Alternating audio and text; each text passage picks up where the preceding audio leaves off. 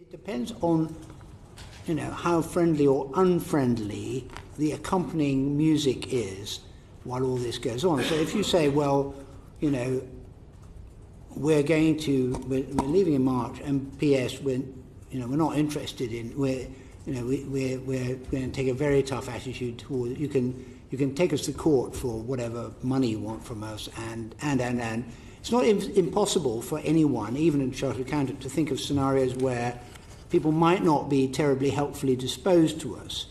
And the point about all of these arrangements I've talked about is they do require mutual goodwill to put them in place. I mean, some of these things, if they're not put in, if we don't continue to be members of the chemical industry body in Europe, we have a very substantial amount of chemical exports to Europe.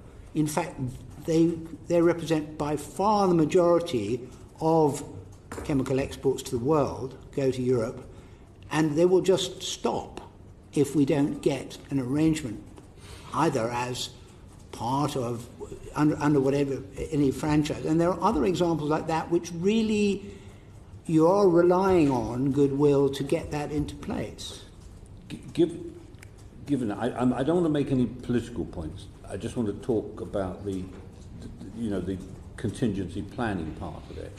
But if you just stood back and said, 29th of March, no aeroplanes will fly to Europe or to here, I mean, people would just say that's absurd, wouldn't they? So how much effort do you think the Department of Transport should put into that planning compared to others? I mean, because that's the judgment they have to make, isn't it?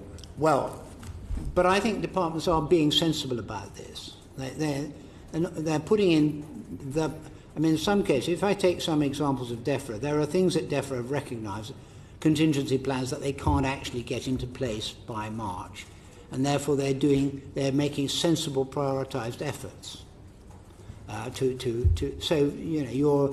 The point about the third country, the rest of the world agricultural products export regime, that's a monstrous contingent task. They can't get all of it probably done in the time available, but what they're trying to do is to reach bilateral agreements with the top 19-odd countries who represent 90% of our food exports. That's a very sensible approach.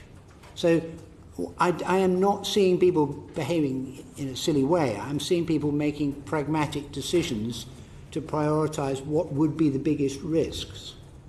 So I don't think they're all. I don't think there's a vast amount of unnecessary nugatory effort. There's quite a lot of intelligent, targeted effort because they're so short of resource. They're being very practical about it.